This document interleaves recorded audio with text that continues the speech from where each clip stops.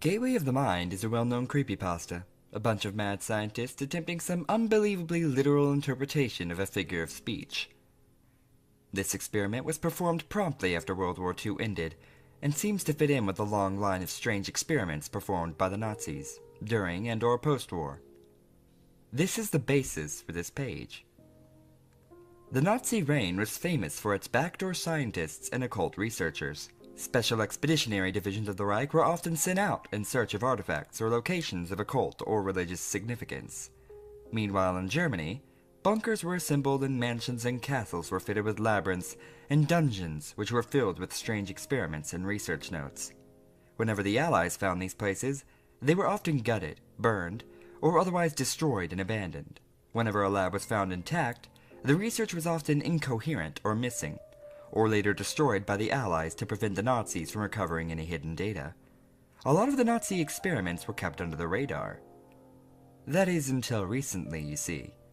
Veterans who served as guards to the labs and ritual zones have explained what they saw. Or, folders and books have been uncovered in boxes and crates belonging to the scientists. A fair few of those contain a common research goal. That being, giving man the power of God.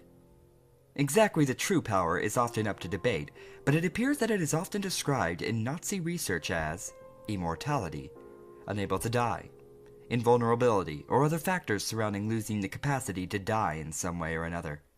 The larger part of this research, believe it or not, was actually legitimately based. Certain doses of chemical compounds to aid blood flow in aging people, first concepts that are now used in today's transplant surgeries, grafting, ointments that renewed skin, antibodies to various diseases, and fitness and dieting research. However, one set of crates discovered in Hamburg in 1999 went way off of this research style. This stuff crossbred the occult experiments with the immortality research. The folders held a name. Mind is the disease. The introductory folders and proofs of concept of the research begin with the principle that the brain controls the body completely and wholly, and, as the body slowly degrades around it, it continues to function. Further statements say that the reason the body is left to degrade is because the human brain is set on a biological timer, such as why butterflies can only live a day, yet other insects can often last longer. The brain simply tells us to die. It is proposed that, as the brain grows, it begins to make connections, resulting in the human becoming more mature and having an advancing brain. At the age of 35 to 50, however, these connections slowly break down, resulting in forgetfulness, dementia, and other mental diseases that are reserved for the elderly. The Nazi scientists proposed that the brain has a universal kill switch that activates as soon as the brain is fully developed. In all normal humans, this kill switch will initiate a shutdown sequence in bodily functions, which occurs over several decades. As soon as the body is fully shut down, the brain will be forced to die through lack of oxygenated blood. It is said that Werner's syndrome, a disease where a person ages rapidly, is a result of the kill switch function activating far too early. The Nazis proposed that they could remove the kill switch and give the human mind immortality, and from that, complete immortality. Needless to say, brain surgery was incredibly difficult during those times, but it was possible. In the stacks of folders, there were many different diagrams and past research on the brain, psychology, the human mind, and all the like. The experiments were initially proposed to Nazi executives in 1940, and permission was granted to perform the experiments in 1942, under one condition. The experiments must be conducted outside of Germany.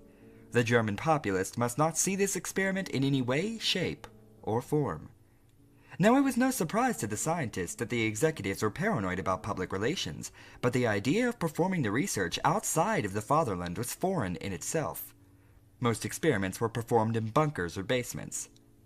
Regardless, the scientists complied, and were able to organize a setup with their ally, Japan.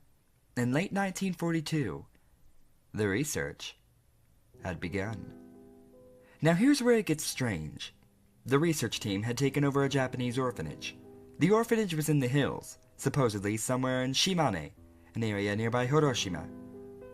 Carrying out the experiments, the scientists deduced that if they tried to take the usual test subjects, older diseased people with nothing left to live for, similar in a fashion to Gateway of the Mind, then they would be playing with the variable of disease, or, more importantly, they would be experimenting on a brain that has already had an activated kill switch, rendering it useless in the context of finding the solution.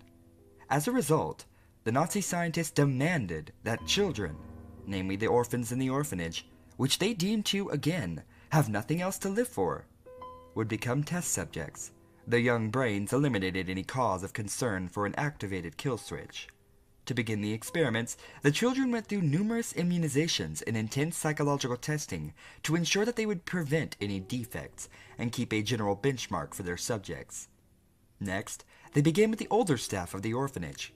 Put under anesthetic, the surgeons opened up their skulls to find a good cross-section of an adult brain and begin to find key differences between it and a child's brain.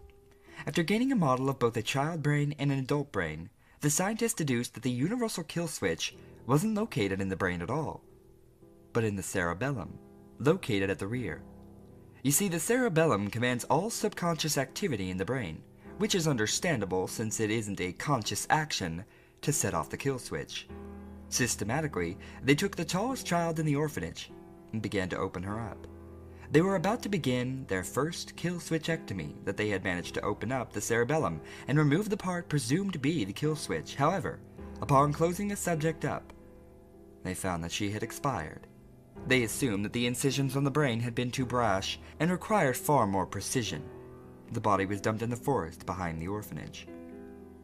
After imports of different tools and different techniques developed, the scientists were finally able to remove the kill switch and successfully revive the patients. In May of 1943, they had taken one of the youngest girls in the orphanage and removed the kill switch.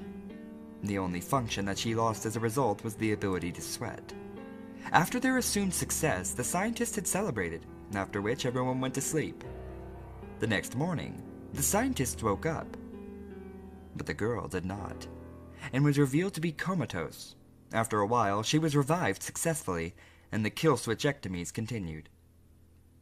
The initial success gave the doctors a new state of mind, one of refreshment, that they were able to continue their experiments with the ease of mind that the theory was proven. Well, so they assumed. Before the doctors continued their removal research, they commissioned several doctors in from Moscow, who were trained in the practice of bodily revival. Technically zombification, however it relies on the principles of using electric shocks and artificial hearts to power the body back up. They stated the reason for this was that the original subject always became comatose or clinically dead whenever she went to sleep, and then revived herself in the morning.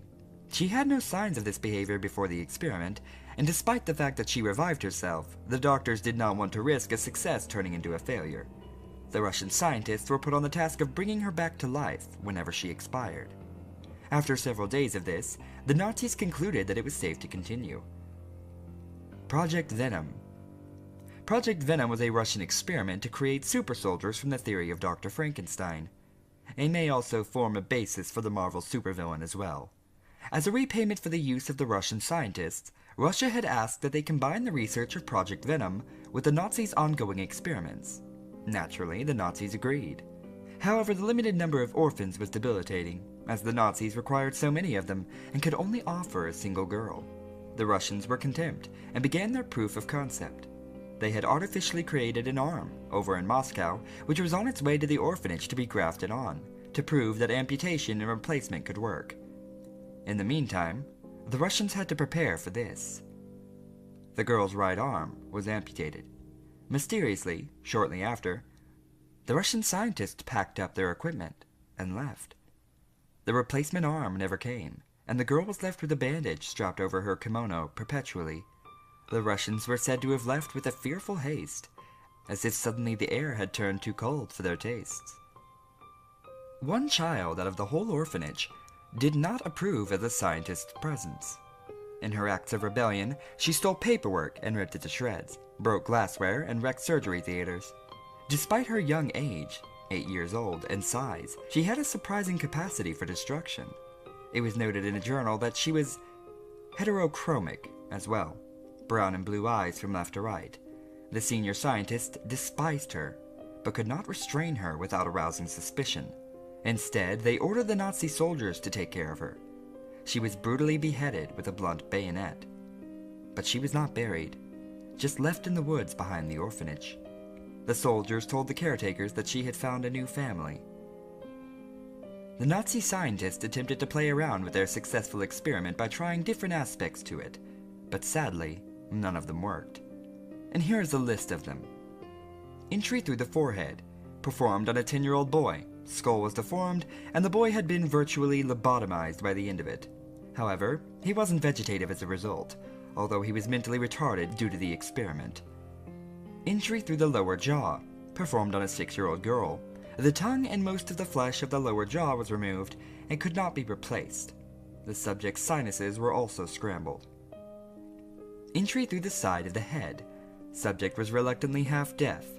It should also be noted that there was no anesthetic during the surgery, and the screams were truly mortifying, as most journals read.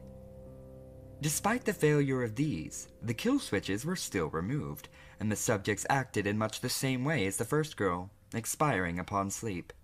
However, they were reduced to a mere 10 people, due to all the previous failures. This is including the caretakers. And they had performed surgery on all the children. The kill switch reversal. The doctors began to formulate ideas that in a child, a kill switch isn't already activated, but in an adult, a kill switch could be reversed using a chemical compound to eliminate the hormone produced, and the kill switch then removed. This was performed on all the caretakers and was, surprisingly, successful, as they all survived. During the experiments, scientists were told to watch over the successful children and monitor their behavior. Now this part gets freaky. They appear normal at first, just like any of the other children, playing, cheering, learning normally. But when separated from the others, they seem off. They stroll carelessly around with a blank smile on their face, their eyes looking straight at you. If approached from behind, their heads snap around with ungodly speed, and, for a moment, you can almost see an expression so vile on their face that it makes you want to cower. But then you realize that they're just forming their dreamy smile again. Another thing is that they follow you, but only whenever we're on our own. After finishing on my typewriter and heading to my room, I am often given a fright by one of the children standing several meters down the dark hallway, staring at me. When I go off to my room, she follows me, and I shut my door, jam a chair behind it, and then I sleep safely. It feels like they're ghosts at nighttime. And the funny thing is, I keep seeing one child with reddish hair. I keep asking who the child is the next morning, but the caretakers say that they haven't had a child with reddish hair for quite a while. They also seem to be playing a game a lot more often than when we started. I haven't got much knowledge of Japanese, but it appears that the game is named Circle You, as described by one of the translators. A group of children surround one child, who sits in the center, alone.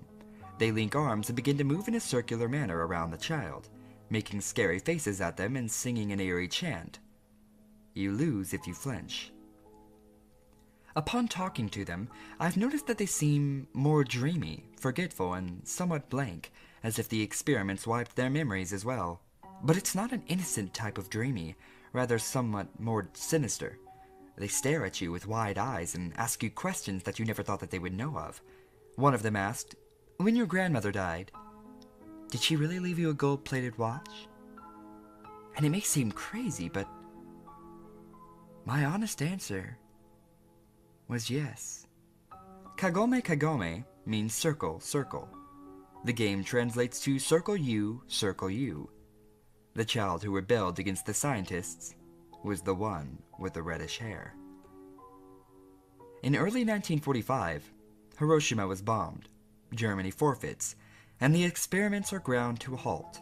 The Germans began packing up their equipment. Most of them have already returned home due to their mental welfare, stating that they showed signs of insanity.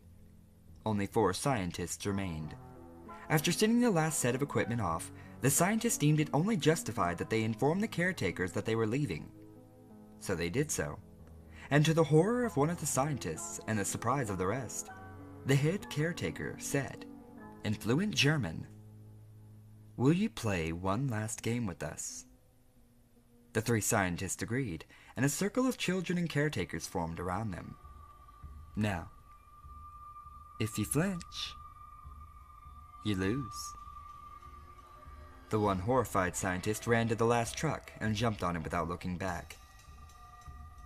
The story now. If you go to Hiroshima, go around the woods, and you may find some dirt trails there. If you travel down them, you will see beautiful forests, but if you travel down one that has signs of trucks going through, you will feel cold, and you will see that a lot of trees have been cut down. But don't wander from the path, or you'll likely get lost in those vast woods. If you pay attention, you will notice that the tree stumps look like kneeling people, missing heads. If you continue, the air will get cold. Naturally, because you're climbing uphill, right? Of course, eventually you will reach a clearing, with an old stone building in the center, vines covering the place.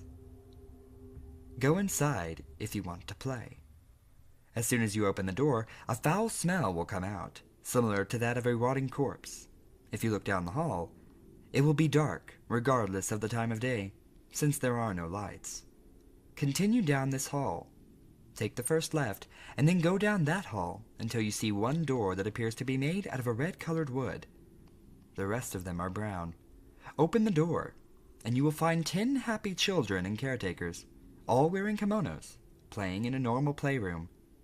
One is missing her arm, another is missing his forehead, and a third lacks a jaw, but all are bandaged with clinical precision. The place should be very clean and tidy, dependent on your standard of such things, and well lit. At once, your presence will draw the attention of everyone in the room, including the ones that look far too preoccupied or distracted. They will turn to look at you, carefree smiles from each of their pleasant faces. The head caretaker, in all her beauty, will ask, "Will you come play with us?" By this time, if you haven't soiled your pants, you really should. It'll save you the trouble later. If you say no, the door will slam shut on you, and if you try to go down the hallways out the exit, you will only find another dark hallway. Open any of the brown doors, and you should find operating tables or bunk beds.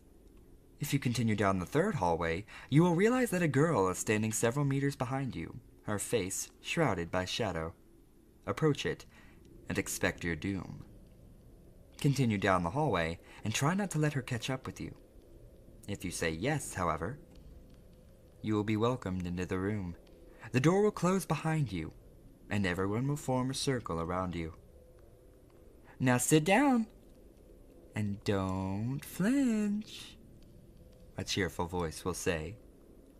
Just follow the instructions, and you will survive. All lights will disappear from the room, yet you can see the circle of children, each with a vicious expression on their face. One so vile that you will probably flinch straight up. If you can stomach that, though, then they will begin to move around and around you, slowly. You may feel one of them lash towards you. If you look, however, there will be nothing there, besides the children circling normally.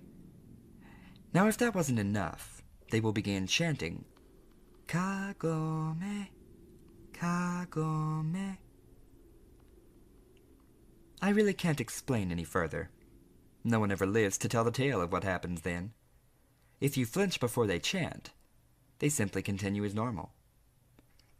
If you choose to say maybe to the head caretaker, or anything other than yes or no, it is told that the children's expressions will turn mortifying, zalgonic, almost, and they will scream in inhuman voices, "Decide!